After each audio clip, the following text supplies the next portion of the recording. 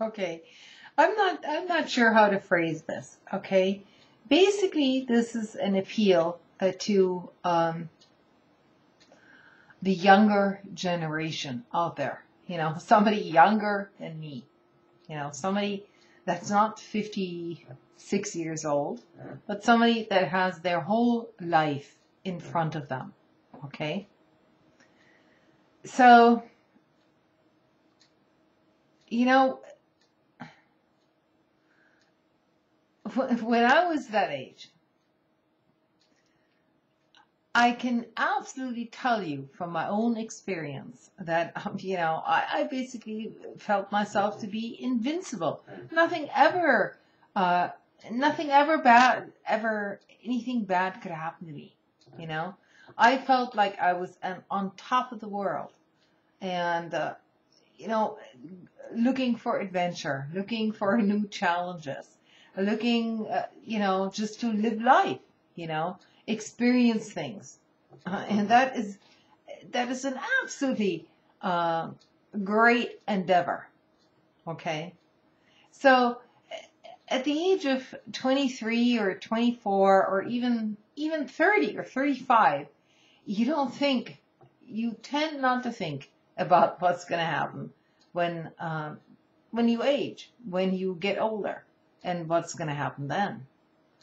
Because everything in our society is predicated on the fact that everything will just simply naturally get better for the next generation.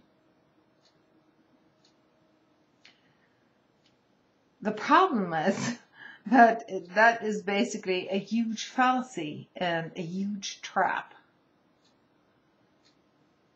And I'm not trying to make younger people out to be idiots. I was the same. I had my idealistic ideals, all this stuff. You know, some of them conflicting notions of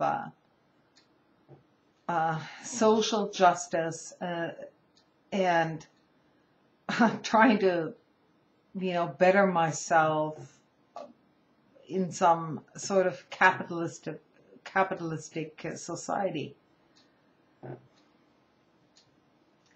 All I can tell you, uh, is this: you've got to have a system where people who can no longer fend for themselves are not left out of the fucking picture. Okay?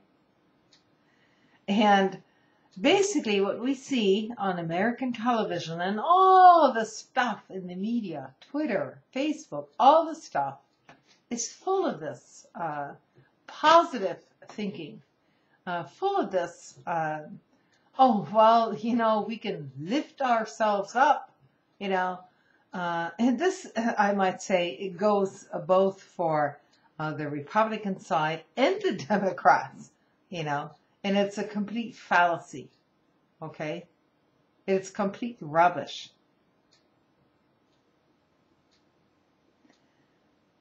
Once you destroy the social safety net for ordinary people, it's very hard to get it back. Very hard. And this is basically what's happening in this country. And we never even had a substantial safety net to begin with, All we hear about on the national media today is, oh, well, all these countries in Europe with their generous social policies, well, they brought it on themselves because, actually, ordinary people spoke out. They wanted something. They got it. And, oh, well, that was too much. Too much to ask for. Well, the 1% of the elites globally are reaping the profits and feeding you this bullshit. Okay? You can have a system, granted, okay? capitalism is not entirely bad. I don't believe that, but you cannot just have robber baron bullshit going on with no regulations whatsoever, deregulation, and then complaining about the regulations that have already happened, and then trashing everyone else. You are going to fuel such disparity in terms of income levels, globally, that people eventually come to resent that kind of a system. It is inevitable, and it has nothing to do with envy. It has to do with not even equality, but it has to do with merit. It has to do with being rewarded for merit. Okay? So, in a merit-based system, you are rewarded for hard work. That's how we were all brought up, right? But the capitalist is just sitting on a pile of money without having to do anything, basically, except making great big speeches in front of Congress, justifying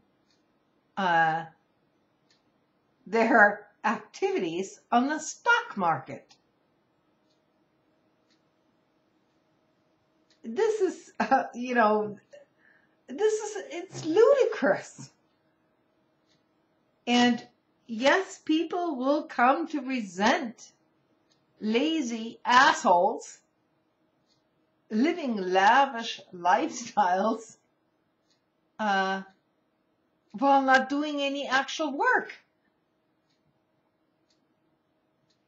Pushing your little computer buttons and doing short-term financial transactions in a split second of a computer, okay, does not amount to merit.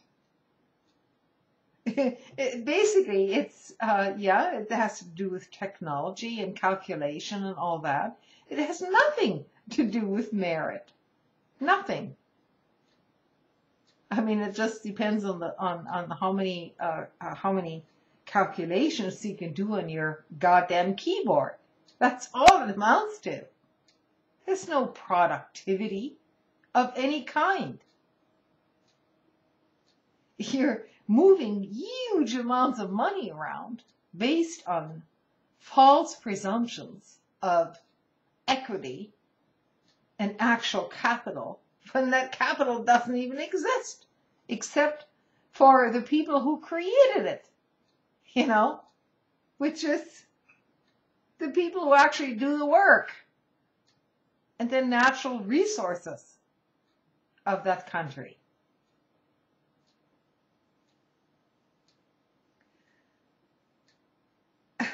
We hear this mantra all the time. Oh, well, everything should be merit-based. You should earn your living. You should, we have to have qualifications for people.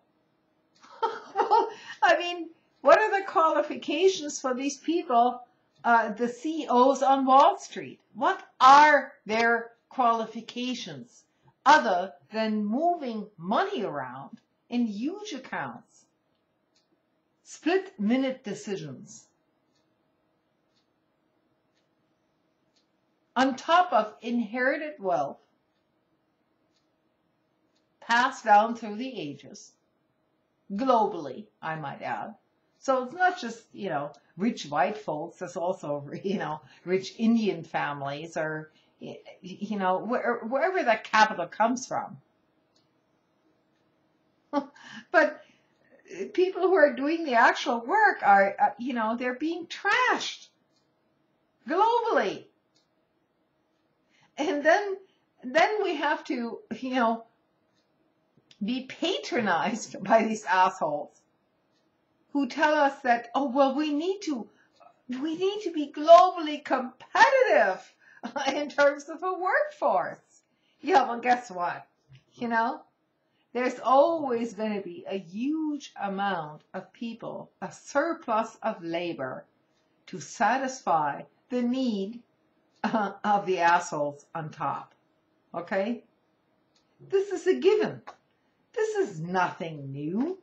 It's not Alex Jones crowd bullshit. It's nothing new. Okay? It's not some NWO conspiracy bullshit. This is the reality. Okay? So once in a while, people rise up and they say, you know what? We don't like this shit. We don't like being, treated as assholes when we're doing the work. And so people eventually will push back. Okay? It's just a given. And so this can either go down peacefully through mutual agreements and negotiations, okay? Or people will just say, fuck you guys on the top. Fuck you. And, we're tired of you. Be gone. Fuck you. Doesn't necessarily mean guillotines or anything like that, but that's what it's basically going to boil down to, because what is this top elite actually doing for us or for ordinary people across the globe? Basically, what they do is they manipulate, international trade, international politics to the detriment of their own damn populations. They don't give a damn. I mean, if you think these billionaires give a damn about you in any country, and I don't care whether it's Muslim here in the United States or anywhere else, you've got to be an idiot, okay, to think that. Now, granted, okay, there are a few people who are very rich who actually do have social concerns. They actually try to do some good. But let's make one thing clear, okay? These people are in the minority in their own group, okay? So what it boils down to is some warped sense of tribalism here,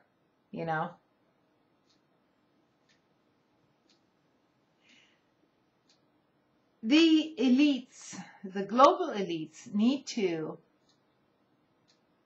understand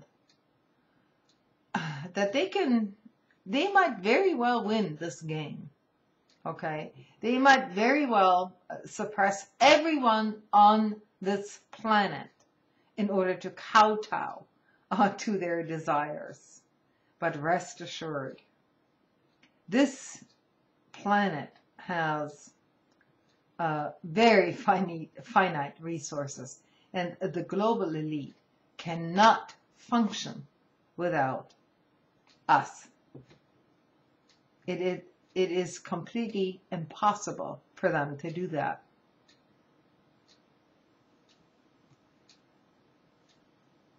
And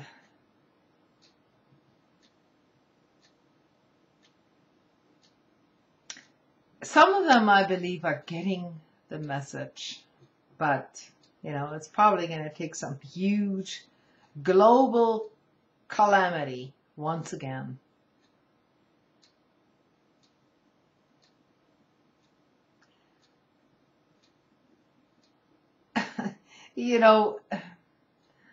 Ordinary people are always going to be, on the margins. We're always going to be divided. We're always going to be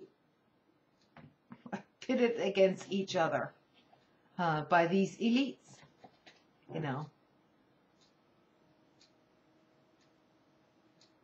And only on a personal level, perhaps, we can see some empathy and understanding, But don't ever lose the bigger picture here. This has been, ongoing throughout human civilization. It is nothing new. It's not the New World Order, as Alex Jones and some of these other idiots like to proclaim. No, it's basically Old World Order. That's what it is. And we should call it out as such.